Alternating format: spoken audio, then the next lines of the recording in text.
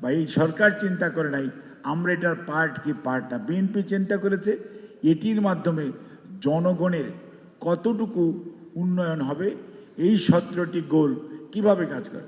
BNP চিন্তা করে দেখেছে শহীদ রাষ্ট্রপতি জিয়াউর রহমানের যে 19 দফা ছিল সেটার কন্টিনিউটিতে আসছে ভিশন 2030, যেটা দেশনেত্রী বেগম খালেদা জিয়া দিয়েছিলেন, তার কন্টিনিউটি আসছে প্রথম 27 দফা রাষ্ট্র মেরামতের কর্মসূচি, তার কন্টিনিউটিতে সর্বশেষ রূপান্তরিত হয়েছে 31 দফার যে দাবি সকল গণতন্ত্রকামী মানুষ স্টেক হোল্ডারদের সাথে আলাপ আলোচনা করার পর যাতে বাংলাদেশকে একটি আধুনিক মানবিক বাসযোগ্য বাংলাদেশ করা যায় এবং দেশের অর্থনীতি বলেন, সমাজনীতি বলেন, জুডিশিয়ারি বলেন, অর্থাৎ শিক্ষা খাত বলেন, স্বাস্থ্য খাত বলেন, সব কিছুকে যদি ঢেলে সাজাতে হয় তাহলে 31 দফা কর্মসূচি, যেটার সাথে দেখা যাচ্ছে এসডিজি।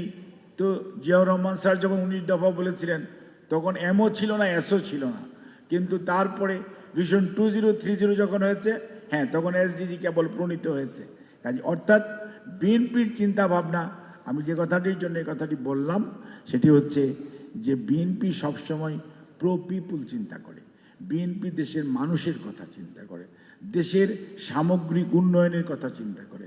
সেই জন্যই আমাদের কন্টিনিউটিটা এইরকম এবং পাস ট্র্যাক রেকর্ডটা আমাদের এই জন্য, সেই জন্যই আমি কথাটি এখানে উপস্থাপন করেছি। আমরা মুখে একটা বলি, কাজে অন্যটা করি, এটিতে আমরা বিশ্বাস করি না। আমরা সবাইকে বলেছি যে আপনি টেম্পারেচার এসি 25-এ রাখবেন। আপনি যান প্রধানমন্ত্রীর কার্যালয়ে, আমাদের অফিসে এবং আপনাদের অনেকের অফিসেই, সবার ইভেন বাসা বাড়িতেও আমরা এখন 25 না 26-27 পর্যন্ত আমাদের এসি রাখি, কারণ আমরা এটা মিন করি। আমরা লোক দেখানোর জন্য মাননীয় প্রধানমন্ত্রীটি বলেন নাই। আসেন এখন কাজের কথায় যাই।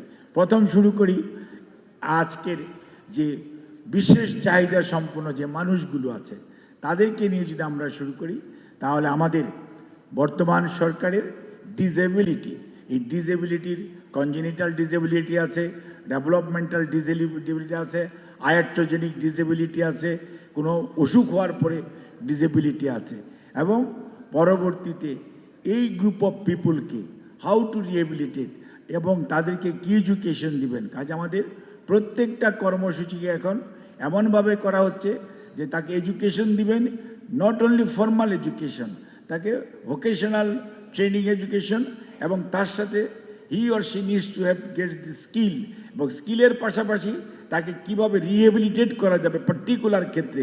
আমরা আমাদের মহিলা এবং সমাজ কল্যাণ মন্ত্রণালয়, মহিলা শিশু এবং সমাজ কল্যাণ 2 মন্ত্রণালয়ই সমান তালে কিন্তু এটা নিয়ে কাজ করছে, এবং খালি কাজ করা না, তাদের সাথে এখন আমরা ল্যাঙ্গুয়েজটা অ্যাড করেছি। কেন ল্যাঙ্গুয়েজ অ্যাড করেছি? যে আমার যে পপুলেশন, এই পপুলেশনের মধ্যে যদি আমি কেয়ার গিভিং ভালো তৈরি করতে পারি, আমার ডোমেস্টিক পারপাস যেরকম সার্ভ করবে, অন দি আদার হ্যান্ড এই পিপুলরা ইন্টারন্যাশনাল মার্কেটে তাদের প্রচুর ডিমান্ড রয়েছে, এবং তখন আমাদের এইটা একটা মানে আজকের যে প্রবাসী কল্যাণরা যে রেমিটেন্স আসছে তার চেয়ে অনেক বেশি রেমিটেন্স আর্ন করার মতোই আছে। আর সবাইকে যে ফর্মাল এডুকেশন করতে হবে নট নেসেসারি, যে হাফ স্কিল্ড আছে এবং কেয়ার গিভিংয়ের বিভিন্ন কোর্স আছে, এনএসডি এর যে কোর্সগুলো, তাতে সুবিধা হলো এরা কম্পিটিশন সার্টিফিকেটও দেয়, কম্পিটেন্সি সার্টিফিকেটও দেয়, এবং কেয়ার গিভিংটা যদি আমরা সত্যিকার হতে ভালো মতো